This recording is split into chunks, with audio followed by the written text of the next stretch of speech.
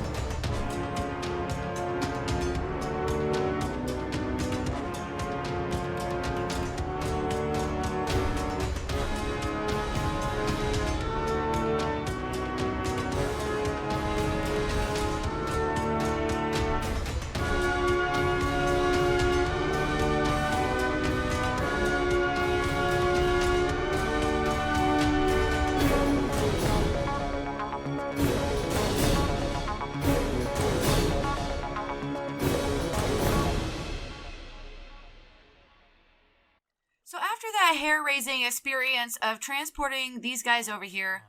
I'm definitely very happy that they are now in their temporary homes. And when I say temporary homes, it's because these guys are going to be staying here.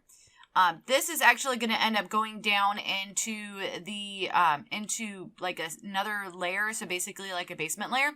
And I'm planning on having a potential trading hall down there. We've just got to avoid the slime chunk. So it's probably going to be positioned more like under here. Yeah, so it'll be, you know, like under here. And then the biggest thing is just actually getting the staircase down and around so we're not hitting the slime chunk.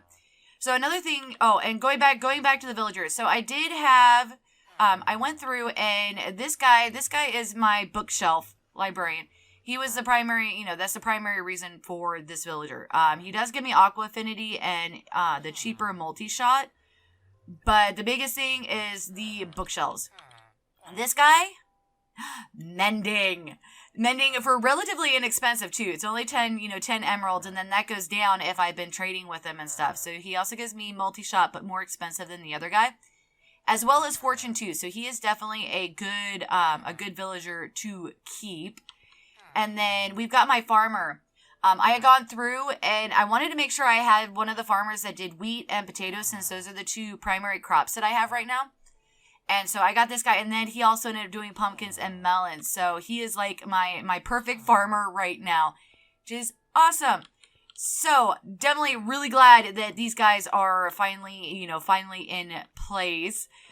So one of the other things that I ended up doing is because as I was going through here, I tried to do recess like this, and it didn't look right, especially with these being flush. And so I decided to go ahead and do like the glass and I wanted just water behind it, but it didn't look quite right. And so I was like, okay, do you know what? We'll expand it out. And now we're going to have a cute little aquarium. I still need to get more of the coral and stuff, but that is going to require a coral fan farm. And so that is going to be a project for another day. Today, I want to work on these two things.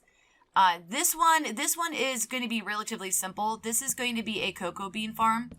And so it is pretty much going to be just this right here. We're not going to get any kinds of fancy or anything like that on this, because we really don't need a whole lot of cocoa beans. We just need some in order to, actually, make it so that in case we do need browns, like we did in the, and I've run out of jungle wood, but like we did in the shopping district, because we use brown concrete over there, this will allow us to have a pretty decent amount of the cocoa beans. And so we're going to be getting, let's see, over a stack of cocoa beans for each harvest, I think. Let's see. Okay, 1, 2, 3, 4, 5. Yeah, that's going to take an entire stack. So we get an entire stack for each harvest that we do. So I'm going to need to get some more jungle wood over here in order to complete that. But that is going to, basically be our cocoa bean farm. So really simple, but definitely a required addition, especially with some of the colors and stuff that we've been using.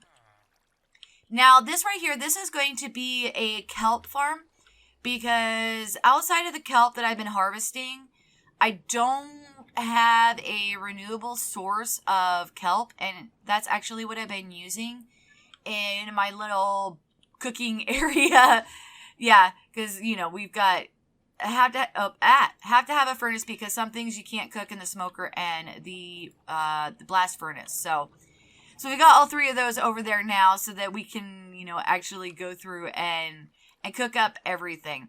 So that's what this is going to be. So just to kind of show you guys, so this is under the same principle as like the sugarcane farm and the bamboo farm. So basically the kelp is going to sit here and it's going to grow up. And once it hits the third one, the observer is going to end up saying, hey, that's changed. And then it's going to end up basically powering this and then powering the piston, and it's going to, click it up. And so we had to go up higher, basically, one block higher, in order to protect the redstone here. And so what's going to happen is that this is going to be the only source block on this layer here. And that is going to push the items over here.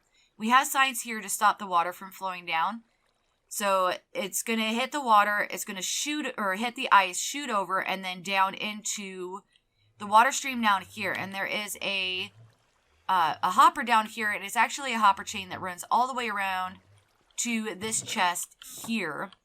And so, yeah, so that is going to be, that's going to be the kelp farm. So this is going to, I'm going to have to dig up a little bit so I can actually get out.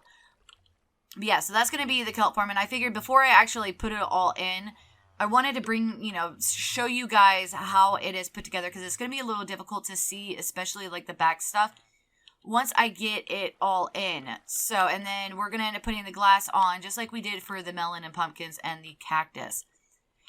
So yeah, so that is, I think that is going to be everything for this episode.